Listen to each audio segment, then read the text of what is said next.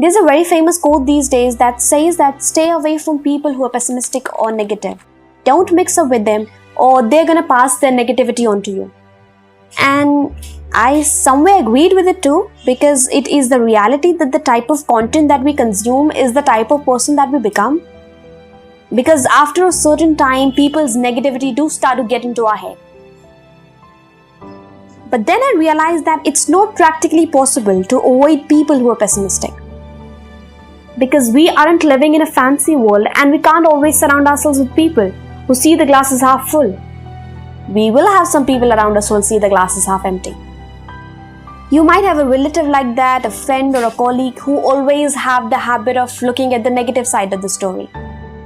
If there will be something lost, they will be the first one to tell you that it cannot be found.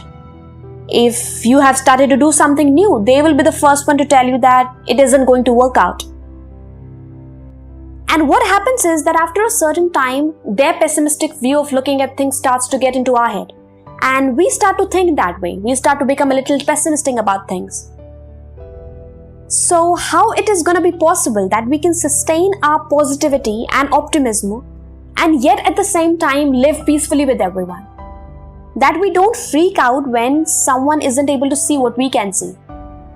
I think it is by giving them permission to think in whatever way they want to let them say whatever they want to, but not letting it drain your energy. It has been seen that at times we are full of energy, we have all the faith in our potential and in ideas, we want to do so many things.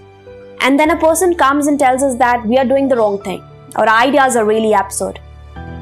And this only comment drains our energy. We get back on doubts and pessimism.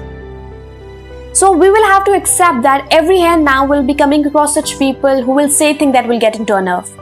And we don't have control over that. But what we do have control over is our reaction that we give to it. It has been seen that we start to freak out when someone says something nasty, when someone says something that is toxic, a belief that you don't support or a mindset that you don't understand. And at such times, it gets difficult for us to tolerate all what they're saying, to sit next to them and try to understand where is it coming from. Because we aren't in the habit of listening to things that doesn't support our beliefs, that doesn't support our mindset. And so we start to freak out.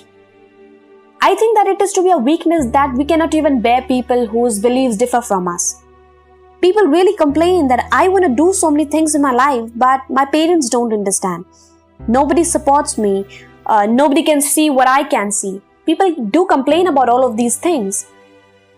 And I would like to ask them, why do you want them to see the world from your eyes? They have their eyes and they should be given their full right to see it whatever way they want to. The moment that you make peace with the fact that people have their eyes and they can see it whatever way they want to. People have their perspective to look at things and it is all okay with that. You say to yourself that you see the glass is half empty and I see the glass is half full.